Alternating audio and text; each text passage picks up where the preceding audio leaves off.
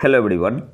आज हम लोग देखेंगे यूपी पीसीएस में 2012 से 2023 तक के हिस्ट्री के प्रश्न और आज का लेक्चर इस सीरीज का सेट नंबर 7 है। और हाँ, चैनल को सब्सक्राइब जरूर कर ले। तो आते हैं पहले क्वेश्चन पे। निम्नलिखित ऐतिहासिक व्यक्तियों के नाम काल क्रमानुसार संयोजित कर नीचे दिए गए कूट से सही उत्तर चुनिए। नागभट्ट द्वितीय, महिपाल, महेंद्रपाल, वत्सराज। तो जो नागभट्ट द्वितीय है इनका समय था 800 से 833 ईस्वी 833 ईस्वी। महिपाल जो है 912 से 944 ईस्वी।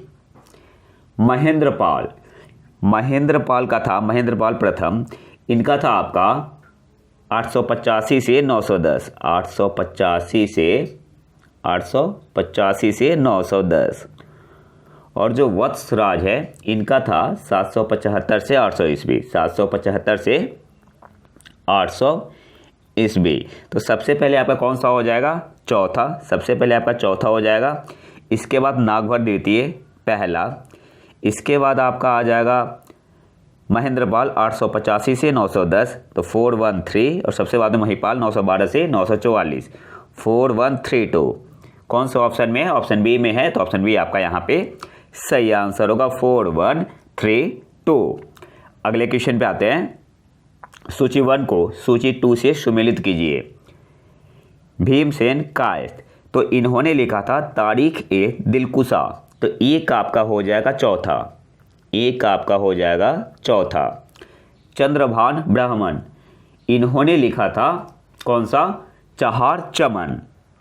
चहार चमन, तो बी का आपका हो जाएगा पहला। बी का आपका हो जाएगा पहला। याद करने का तरीका क्या है? च से चंद्रभान, च से चहार चमन, तो बी का आपका हो जाएगा पहला। ईश्वरदास नागर, इन्होंने लिखा था फुतुहात ए आलमगिरी, तो सी का आपका हो जाएगा दूसरा। सी का आपका हो जाएगा दूसरा। डी क्या है? सुजान राय भंडारी, इन्होंने लिखा था खुलासत उत तवारीख। तो डी का आपका हो जाएगा तीसरा। डी का आपका हो जाएगा तीसरा। ए का चौथा। भीमसेन कायस्थ तारीख दिलकुशा।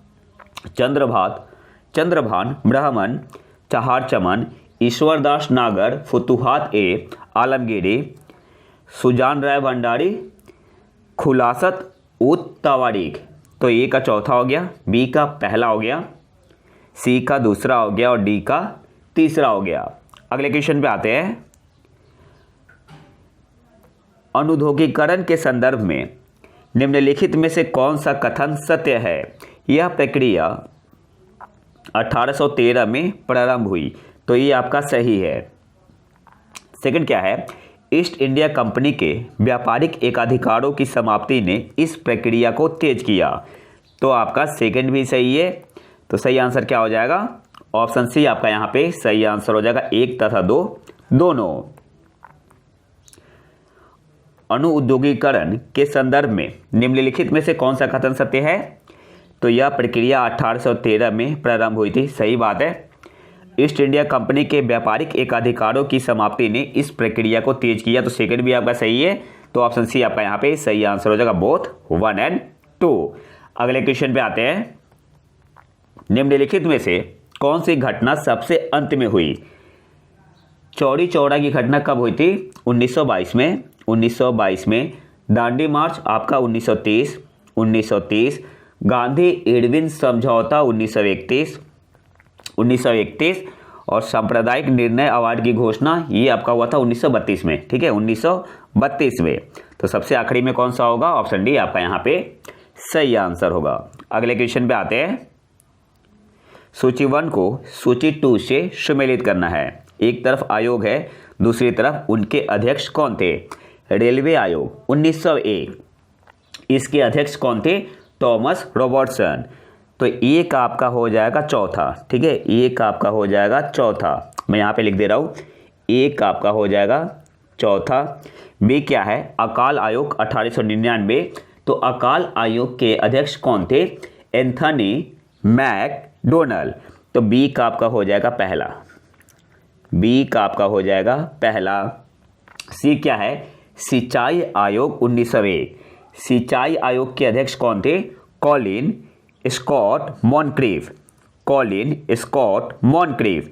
तो सी का आपका हो जाएगा दूसरा, सी का आपका हो जाएगा दूसरा, सी का आपका हो गया दूसरा। डी क्या है? पुलिस सुधार आयोग 1902, तो इसके अध्यक्ष कौन थे? Andrew Fraser. तो डी का आपका हो जाएगा तीसरा, डी का आपका हो जाएगा तीसरा। रेलवे आयोग के अध्यक्ष कौन थे 1901? Thomas Robertson. अकाल आयोग के अध्यक्ष कौन थे? Anthony McDonald. सिंचाई आयोग के कौन थे? सिंचाई आयोग के अध्यक्ष कौन थे? Colin Scott Moncrieff. और पुलिस सुधार आयोग के अध्यक्ष कौन थे? Andrew Fraser. ए का चौथा, बी का पहला, सी का दूसरा और डी का तीसरा। अगले क्वेश्चन पे आते हैं। निम्नलिखित में से कौन सा युग्म सही सुमेलित नहीं है? दिल्ली षड्यंत्र केस अमीरचंद, ये आपका सही सुमेलित है। काकोरी षड्यंत्र केस अशफाकुल्ला, ये भी आपका सही सुमेलित है। लाहौर षड्यंत्र केस जतीन दास, ये भी आपका सही सुमेलित है। नासिक षड्यंत्र केस रास बिहारी बोस, ये आपका सही सुमेलित नहीं है। पूछ क्या रहा है कौन सा सही सुमेलित नहीं है? तो ऑप्शन डी आपका यहाँ पे सही आंसर होगा। रास बिहारी बोस का संबंध भी किससे है? दिल्ली षड्यंत्र केस से है। रास बिहारी बोस का भी संबंध किससे है? दिल्ली षड्यंत्र केस से है। ठीक है। और ये बचने के लिए किस देश में चले गए थे? जापान में, जापान में। अगले क्वेश्चन पे आते हैं। 1919 के सुधारों की भारतीयों की आकांक्षाओं को पूर्ण करने में असफलता के साथ भारतीय राष्ट्रीय कांग्रेस ने स्वराज अथवा स्वशासन हेतु आंदोलन किया, किसके नेतृत्व में? तो ऑप्शन है आपका यहाँ पे सही आंसर होगा, महात्मा गांधी के नेतृत्व में। अगले क्वेश्चन पे आते हैं। ब्रिटिश भारत में हुए विद्रोहों के संदर्भ में कल्लार नाम से जाने गए लोग निम्नलिखित में से किस क्षेत्र से संबंधित थे? तो ऑप्शन सी आपका यहाँ पे सही आंसर होगा, मदुरई। ब्रिटिश भारत में हुए विद्रोहों के संदर्भ में कल्लार नाम से जाने गए लोग निम्नलिखित में से किस क्षेत्र से संबंधित थे? मदुरई से। ऑप्शन सी आपका यहाँ पे सही आंसर होगा। अगले क्वेश्चन पे आते हैं। निम्नलिखित घटनाओं पर विचार कीजिए। क्रिप्स मिशन, अगस्त प्रस्ताव, नेहरू रिपोर्ट और वेवेल प्लान। आपको इसे अरेंज करना है क्रोनोलॉजिकल ऑर्डर में। तो आपका जो क्रिप्स मिशन था 1942 होगा, 1942। अगस्त प्रस्ताव 1940, Nehru report 1928, Wavell plan 1945, Wavell plan 1945। बस आपको अरेंज कर देना है। सही आंसर क्या होगा? सबसे पहले तीसरा नेहरू रिपोर्ट, फिर आपका अगस्त प्रस्ताव 1940, फिर क्रिप्स मिशन 1942, फिर वेवेल प्लान 1945। तो सही आंसर यहाँ पे होगा ऑप्शन बी 3214। अगले क्वेश्चन पे आते हैं। सूची 1 को सूची 2 से सुमेलित करना है। एक तरफ स्थान दिया हुआ है, दूसरी तरफ अंग्रेजों द्वारा विलय का वर्ष। तो संभलपुर कब विलय हुआ था? 1849 में। तो ये का आपका हो जाएगा 1849 से, ए का दूसरा हो जाएगा। ठीक है, ए का आपका दूसरा हो जाएगा। बी क्या है? 17 1848 में। तो बी का आपका हो जाएगा पहला। अवध आपका हुआ था 1856 में, अवध आपका हुआ था 1856 में। तो सी का आपका हो जाएगा चौथा। डी क्या है? झांसी 1854 में। तो डी का आपका हो जाएगा तीसरा। अच्छा, एक और पॉइंट आपको याद रखना है। झांसी जो था विलय का वर्ष क्या है? 1854 और 1853 में अधिकृत कर लिया गया था। 1853 में अधिकृत। ठीक है, किसकी बात हो रही है? झांसी की बात हो रही है। ये आपका झांसी की बात हो रही है। तो 2143 सही आंसर होगा। कौन से ऑप्शन में है? 2143 ऑप्शन बी में है। तो ऑप्शन बी आपका यहाँ पे सही आंसर होगा। अगले क्वेश्चन पे आते हैं। निम्नलिखित में से कौन सी घटना सबसे पहले हुई? लॉर्ड लिटन का दिल्ली दरबार 1877। संथाल विद्रोह 1855-56। प्रथम एंग्लो सिख युद्ध 1845-46 और इल्बर्ट बिल विवाद ये आपका था 1883। तो सबसे पहले कौन सा हुआ है? प्रथम एंग्लो सिख युद्ध। ऑप्शन सी आपका यहाँ पे सही आंसर होगा। अगले क्वेश्चन पे आते हैं। 1855 के संथाल हुल के संदर्भ में निम्नलिखित में से कौन सा कथन सही है? नीचे दिए गए कूट से सही उत्तर चुनिए। तो पहला क्या आपका, भागलपुर के पास मेजर बड़ोज संथालों से लड़ाई में हार गए, तो ये सही है। गोको गोड्डा का एक महत्वपूर्ण नेता था, ये भी आपका सही है। तीसरा क्या है, इस संदर्भ में महाजन दीनदयाल राय भी एक महत्वपूर्ण नाम है, तीसरा भी आपका सही है। चौथा क्या है, एक समय था जब मुजफ्फरपुर के निकट गंगा घाटी के क्षेत्र पर संथालों का पूर्ण वर्चस्व था, ये गलत है। गलत क्यों है? क्योंकि गंगा घाटी के क्षेत्र पर संथालों का पूर्ण वर्चस्व नहीं था। यहाँ पे होगा नहीं था। तो सही क्या होगा? 1, 2 एंड 3 कौन से ऑप्शन में है? ऑप्शन सी आपका यहाँ पे सही आंसर होगा, 1, 2 एंड 3। एक बार और देख लेते हैं। 1855 के संथाल हुल के संदर्भ में निम्नलिखित में से कौन सा कथन सही है? भागलपुर के पास मेजर बड़ोज संथालों से लड़ाई में हार गए, सही है। गोगो गोड्डा का एक महत्वपूर्ण नेता था, ये भी सही है। तीसरा क्या है, इस संदर्भ में महाजन दीनदयाल राय भी एक महत्वपूर्ण नाम है, तीसरा भी सही है। और गंगा घाटी क्षेत्रों पर संथालों का वर्चस्व नहीं था, और यहाँ पे क्या है कि पूर्ण वर्चस्व था, इसलिए आपका ये गलत है। तो ऑप्शन सी आपका यहाँ पे सही आंसर होगा, 1, 2 एंड 3। अगले क्वेश्चन पे आते हैं। निम्न में से कौन सा एक असहयोग आंदोलन को प्रारंभ करने का कारण नहीं था? तो नमक कानून, ऑप्शन बी आपका यहाँ पे सही आंसर होगा। अगले क्वेश्चन पे आते हैं। सूची 1 को सूची 2 से सुमेलित करना है।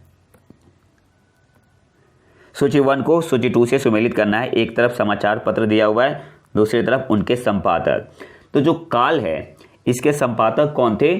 शिवराम महादेव परांजबे। तो एक आपका हो जाएगा चौथा। काल समाचार पत्र के संपादक कौन थे? शिवराम महादेव परांजबे। तो एक आपका हो जाएगा चौथा।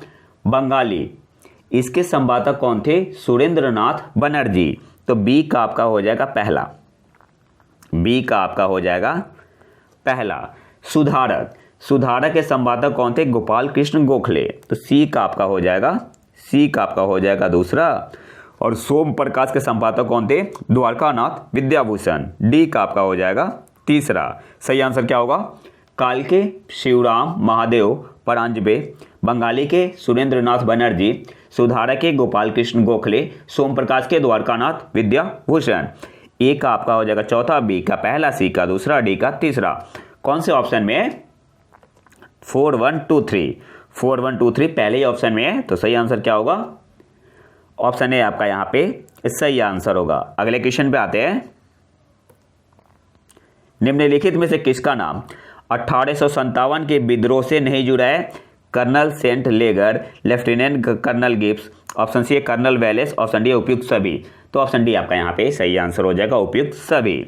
अगले क्वेश्चन पे आते हैं।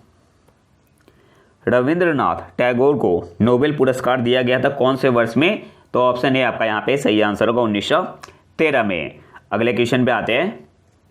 निम्नलिखित में से किन्हें बंबई त्रिमूर्ति के नाम से जाना जाता है? तो ऑप्शन सी आपका यहाँ पे सही आंसर होगा, मेहता, तेलंग और तैयब जी। ऑप्शन सी आपका यहाँ पे सही आंसर होगा। इसके अलावा आपको एक और पॉइंट यहाँ पे याद रखना है। इन्होंने मिलके 1885 में बॉम्बे प्रेसिडेंसी एसोसिएशन की स्थापना की थी। बॉम्बे, मैं यहाँ पे लिख दे रहा हूँ, बॉम्बे प्रेसिडेंसी एसोसिएशन की स्थापना की थी। एसोसिएशन की स्थापना की थी कब? 1885 में। अगले क्वेश्चन पे आते हैं। किसने लिखा था इस निर्णय से इनकार करना कठिन है कि तथाकथित 1857 का प्रथम राष्ट्रीय स्वतंत्रता संग्राम ना तो प्रथम था, ना राष्ट्रीय था और ना ही स्वतंत्रता संग्राम था? तो किसने लिखा था?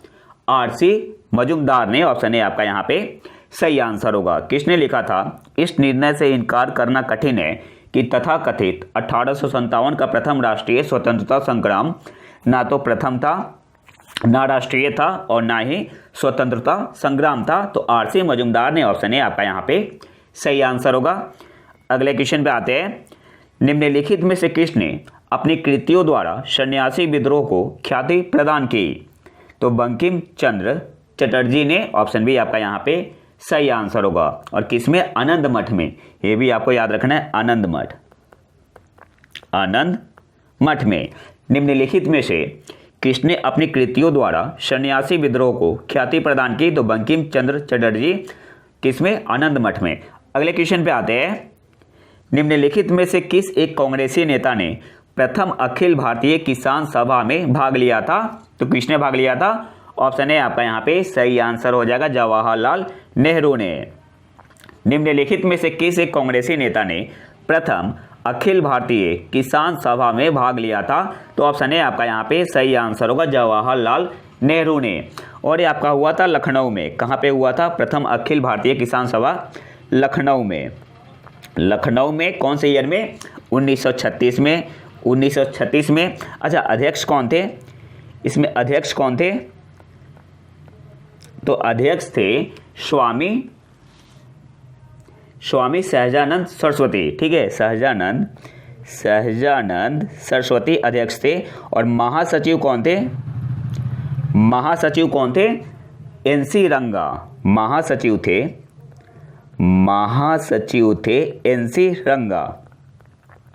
एनसी रंगा। अगले क्वेश्चन पे आते हैं। सत्यार्थ प्रकाश किसके द्वारा लिखा गया है? सही आंसर यहाँ पे क्या होगा? दयानंद सरस्वती जी के द्वारा। ऑप्शन डी आपका यहाँ पे सही आंसर होगा। सत्यार्थ प्रकाश किसके द्वारा लिखा गया है? दयानंद सरस्वती। ऑप्शन डी आपका यहाँ पे सही आंसर होगा। अगले क्वेश्चन पे आते हैं। निम्नलिखित में से किस समाचार पत्र या पत्रिका से महात्मा गांधी संबंधित नहीं थे? तो इंडियन ओपिनियन से थे, यंग इंडिया से थे, नवजीवन से थे, युगांतर से नहीं थे। तो ऑप्शन डी आपका यहाँ पे सही आंसर होगा, युगांतर। और युगांतर का संपादन किसने किया था? भूपेंद्र नाथ दत्त और बारिंद्र कुमार घोष ने किया था। तो ये भी आपको याद रखना है, किसने किया था? तो दो नाम याद रखना है, एक तो भूपेंद्र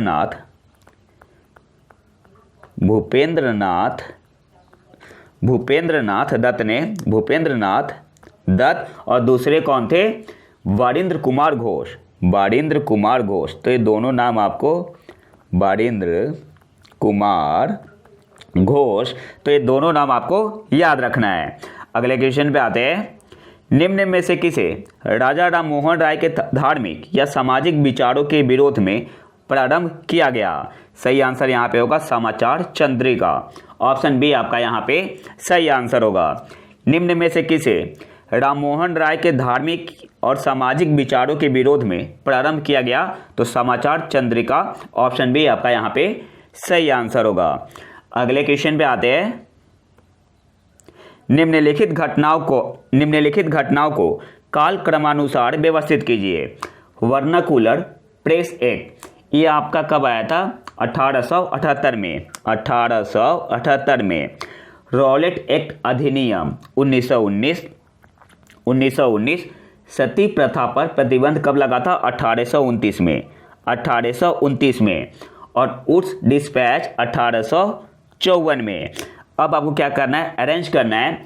तो यहाँ पे आंसर क्या होगा? सबसे पहले आपका सती प्रथा पर प्रतिबंध सबसे पहले तीसरा आएगा।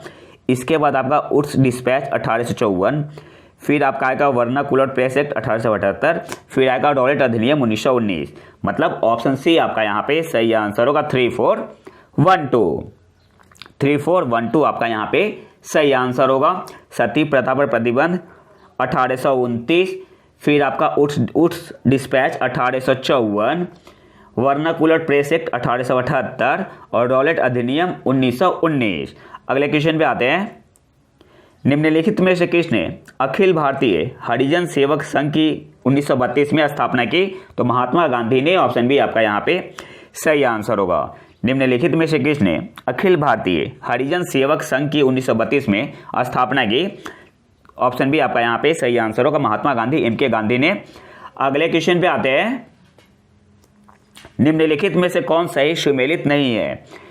पश्चिमी उत्तर प्रदेश में अकाल, तो ये आपका सही सुमेलित नहीं है। यहाँ पे आपका होगा 1860 से 61, 1860 से 61। बाकी उड़ीसा, बंगाल, बिहार में अकाल 1865-66 सही है। मद्रास, मैसूर, हैदराबाद में अकाल 1876-78 सही है। और बंगाल में अकाल 1943, ये भी सही सुमेलित है। तो ऑप्शन ए आपका यहाँ पे सही आंसर होगा। पश्चिमी उत्तर प्रदेश में अकाल 1860-61 होगा, ना कि 1871-72 होगा। अगले क्वेश्चन पे आते हैं। 1885 में भारतीय राष्ट्रीय कांग्रेस की स्थापना के समय गवर्नर जनरल कौन था? तो ऑप्शन सी आपका यहाँ पे सही आंसर होगा, लॉर्ड डफरिन। ये तो इजी क्वेश्चन है। अगले क्वेश्चन पे आते हैं। निम्नलिखित में से कौन कांग्रेस के पूर्व चरण में स्थापित राजनीतिक संस्थानों में से एक नहीं थी? तो देखो यहाँ पे कोई भी आंसर सही नहीं है। जो लैंड होल्डर्स सोसाइटी कलकत्ता है, इसकी स्थापना हुई थी 1838 में। 1838 में मद्रास नेटिव एसोसिएशन की स्थापना हुई थी 1852 में। 1852 में द ब्रिटिश इंडिया एसोसिएशन की स्थापना हुई थी 1851 में। 1851 में द इंडियन एसोसिएशन की स्थापना हुई थी 1876 में। मतलब सारे 1885 के पहले है, तो कोई भी आंसर सही नहीं होगा। लेकिन क्या हुआ था, जो आपका लैंड होल्डर सोसाइटी है, ये इसका विलय हो गया था। ये इसका विलय हो गया था 1851 में ब्रिटिश इंडिया एसोसिएशन में। इसका विलय हो गया था किसमें? ब्रिटिश इंडिया एसोसिएशन में 1851 में। तो अगर देखा जाए, इसका 1851 में विलय हो गया था। 1851 में मतलब समाहित कर दिया गया था, विलय, हाँ विलय हो गया था, ठीक है, 1851 में। तो अगर एक तरीके से देखा जाए तो इसका अस्तित्व नहीं था, लैंड होल्डर सोसाइटी कलकत्ता का अस्तित्व नहीं था। तो ऑप्शन डी को सही मान सकते हैं, ठीक है। अगले क्वेश्चन पे आते हैं।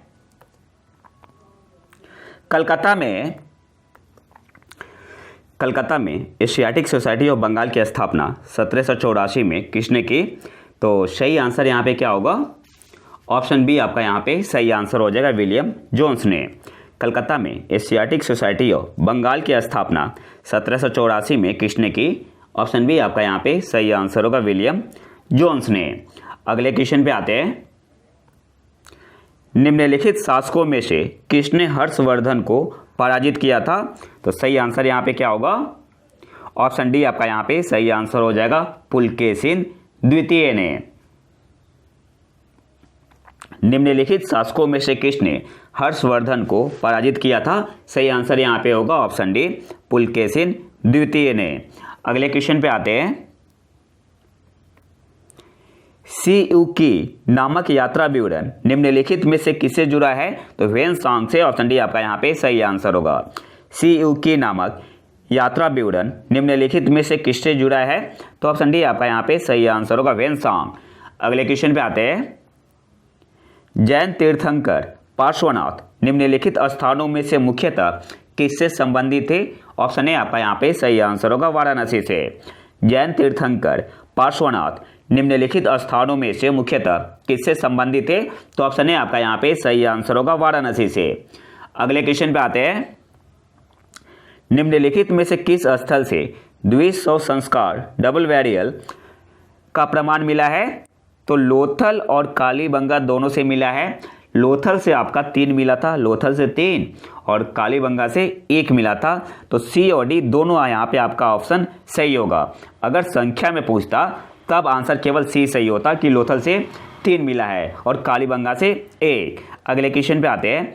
अशोक के निम्नलिखित अभिलेखों में से किसमें दक्षिण भारतीय राज्यों का उल्लेख हुआ है? तो सही आंसर यहाँ पे क्या होगा? ऑप्शन बी आपका यहाँ पे सही आंसर हो जाएगा, द्वितीय मुख्य शिलालेख से। अशोक के निम्नलिखित अभिलेखों में से किसमें दक्षिण भारतीय राज्यों का उल्लेख हुआ है? तो ऑप्शन बी आपका यहाँ पे सही आंसर होगा, द्वितीय मुख्य शिलालेख। इसमें आपका चोल के बारे में बताया गया है। चोल, पांड्या, सत्यपुत्र, केरलपुत्र। अगले क्वेश्चन पे आते हैं। निम्नलिखित अभिलेखों में से किसमें अशोक का अभिलेख भी पाया गया है? तो गिवन ऑप्शन में ऑप्शन ए आपका यहाँ पे सही आंसर होगा, महाक्षत्र रुद्रदामन का जूनागढ़ अभिलेख। निम्नलिखित अभिलेखों में से किसमें अशोक का अभिलेख भी पाया गया है? तो ऑप्शन ए आपका यहाँ पे सही आंसर होगा, महाक्षत्र रुद्रदामन का जूनागढ़ अभिलेख। ऑप्शन ए आपका यहाँ पे सही आंसर होगा। अगले क्वेश्चन पे आते हैं। निम्नलिखित में से किसने हूण शासक मिहिर कुल को पराजित किया था? सही आंसर होगा ऑप्शन बी, यशोधर्मन ने। निम्नलिखित में से किसने हूण शासक मिहिर कुल को पराजित किया था? तो ऑप्शन बी आपका यहाँ पे सही आंसर होगा, यशोधर्मन ने। अगले क्वेश्चन पे आते हैं। 14वीं सदी ईस्वी पूर्व का एक अभिलेख जिसमें वैदिक देवताओं का वर्णन है, कहाँ से प्राप्त हुआ है? तो ऑप्शन बी आपका यहाँ पे सही आंसर होगा, बोगज कोई से। 14वीं सदी ईसा पूर्व का एक अभिलेख जिसमें वैदिक देवताओं का वर्णन हुआ है, कहाँ से प्राप्त हुआ है? बोगज कोई से। ऑप्शन बी आपका यहाँ पे सही आंसर होगा। अगले क्वेश्चन पे आते हैं। शिवाजी का छत्रपति के रूप में औपचारिक राज्याभिषेक कहाँ पर हुआ था? तो ऑप्शन सी आपका यहाँ पे सही आंसर होगा, रायगढ़ में। शिवाजी का छत्रपति के रूप में औपचारिक राज्याभिषेक कहाँ पर हुआ था? तो रायगढ़ में। और किसने करवाया था? तो काशी के थे, काशी के पंडित, उनका नाम था गंगा भट्ट ने, गंगा भट्ट ने। अगले क्वेश्चन पे आते हैं।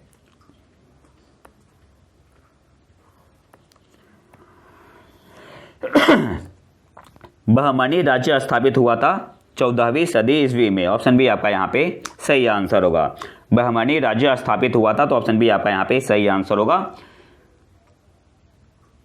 14वीं सदी ईस्वी में। और किसने किया था? तो 1347 में जफर खान ने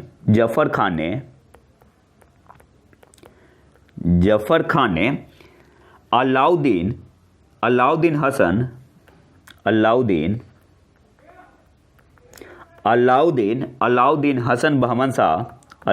हसन बहमन शाह की उपाधि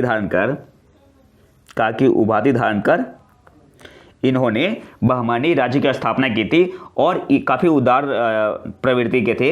इन्होंने हिंदुओं से जजिया न लेने का आदेश दिया था। अगले क्वेश्चन पे आते हैं। निम्नलिखित सल्तनत शासकों में से कौन अफगान मूल के थे? तो ऑप्शन डी आपका यहाँ पे सही आंसर होगा, लोदी। निम्नलिखित सल्तनत शासकों में से कौन अफगान मूल के थे? तो लोदी। ऑप्शन डी आपका यहाँ पे सही आंसर होगा। अच्छा, आपके लिए होमवर्क है, आपको बताना है लोदी वंश के अंतिम शासक कौन थे। अगले क्वेश्चन पे आते हैं।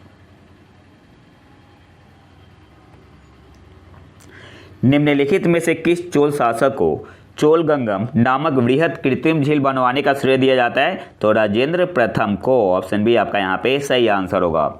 निम्नलिखित में से किस चोल शासक को चोलगंगम नामक वृहद कृत्रिम झील बनवाने का श्रेय दिया जाता है? तो राजेंद्र प्रथम को। ऑप्शन बी आपका यहाँ पे सही आंसर होगा। अगले क्वेश्चन पे आते हैं।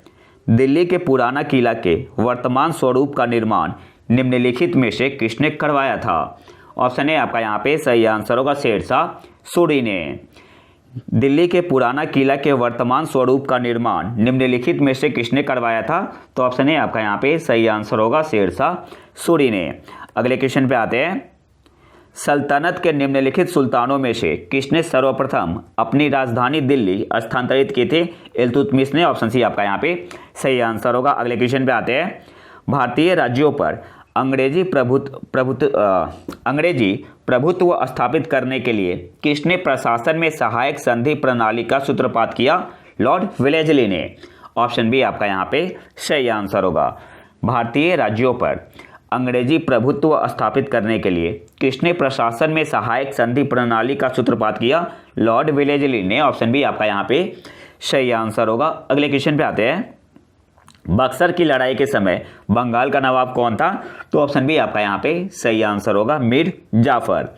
पहले मीर जाफर था, फिर मीर कासिम को बनाया गया, फिर मीर कासिम अंग्रेजों के लिए सही नहीं था तो फिर मीर कासिम को हटा के मीर जाफर को बनाया गया था। ठीक है। और बक्सर की लड़ाई कब हुई थी? 22 अक्टूबर 1764।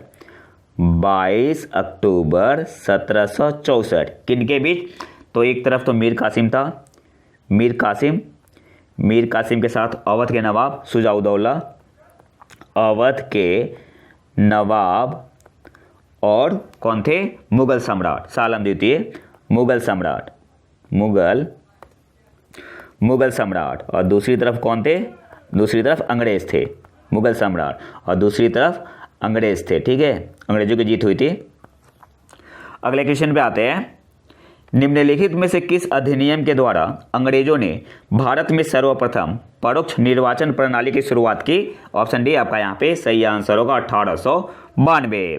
निम्नलिखित में से किस अधिनियम के द्वारा अंग्रेजों ने भारत में सर्वप्रथम परोक्ष निर्वाचन प्रणाली की शुरुआत की? 1892। ऑप्शन डी आपका यहाँ पे सही आंसर होगा। अगले क्वेश्चन पे आते हैं। चार्टर अधिनियम 1813 भारत के लिए महत्वपूर्ण समझे जाने का निम्नलिखित में से कौन सा एक कारण है? तो ऑप्शन सी आपका यहाँ पे सही आंसर होगा। इसके द्वारा भारतीयों की शिक्षा के लिए वित्तीय प्रावधान किया गया। कितना दिया गया था? 1 लाख। चार्टर अधिनियम 1813 भारत के लिए महत्वपूर्ण समझे जाने का निम्नलिखित में से कौन सा एक कारण है? ऑप्शन सी आपका यहाँ पे सही आंसर हो जाएगा। इसके द्वारा भारतीयों की शिक्षा के लिए वित्तीय प्रावधान किया गया। ऑप्शन सी आपका यहाँ पे सही आंसर होगा। अगले क्वेश्चन पे आते हैं। निम्नलिखित में से कौन poverty and un British rule in India का लेखक है? तो ऑप्शन डी आपका यहाँ पे सही आंसर होगा, दादाभाई नौरोजी। अगले क्वेश्चन पे आते हैं। अंग्रेजी ईस्ट इंडिया कंपनी द्वारा लड़े गए निम्नलिखित युद्धों में से कौन सा सर्वाधिक निर्णायक था? तो ऑप्शन ए आपका यहाँ पे सही आंसर होगा, बक्सर की लड़ाई। बक्सर की लड़ाई के बाद क्या हुआ था कि नॉर्थ इंडिया, या बोल सकते हैं नॉर्थ इंडिया या ऑल ओवर इंडिया, अंग्रेजों का प्रभुत्व स्थापित हो गया था। और पलासी की लड़ाई के बाद बंगाल में अंग्रेजों ने अपनी स्थिति मजबूत कर ली थी। तो सबसे निर्णायक लड़ाई किसे मानेंगे? बक्सर की लड़ाई को। ऑप्शन ए आपका यहाँ पे सही आंसर होगा। और आज के आखिरी क्वेश्चन पे आते हैं। निम्नलिखित को सही कालानुक्रम में व्यवस्थित कीजिए और नीचे दिए गए कोड की सहायता से सही उत्तर चुनिए। तो जो ड्रामेटिक परफॉर्मेंस है ये आपका था 1876। ठीक है, 1876। Vernacular press act 1878। North western provinces and Awadh act ये आपका था 1885। और क्या बोलते हैं बंगाल टेनेंसी एक्ट, ये आपका नहीं सॉरी ये आपका था जो बंगाल टेनेंसी एक्ट था ये आपका था 1885। बंगाल टेनेंसी एक्ट 1885 और जो north western provinces and Awadh act था ये आपका था 1890। तो सबसे पहले आपका कौन सा हो जाएगा? सबसे पहले यहाँ पे आपका होगा, सबसे पहले ए होगा 1876, फिर आपका आएगा वर्नाकुलर प्रेस एक्ट, तो ए के बाद आपका क्या हो जाएगा? बी हो जाएगा। इसके बाद आपका होगा डी बंगाल टेनेंसी एक्ट और सबसे बाद में हो जाएगा सी 1890। तो ए बी डी सी आपका सही आंसर होगा। कौन से ऑप्शन में है? A B D C option A में आपका है, तो ऑप्शन ए आपका यहाँ पे सही आंसर होगा, ए बी डी सी। तो ये तो था हमारा आज का लेक्चर। अगर आपको इसका पीडीएफ चाहिए तो आप हमारे टेलीग्राम चैनल प्रतीक IQ करेंट अफेयर को ज्वाइन कर सकते हैं। मैं लिंक कमेंट बॉक्स में डाल दूंगा। और अगर वीडियो पसंद आए तो लाइक करें और चैनल को सब्सक्राइब जरूर कर लें। मिलते हैं नए वीडियो में नए टॉपिक के साथ, तब तक के लिए नमस्कार, जय हिंद।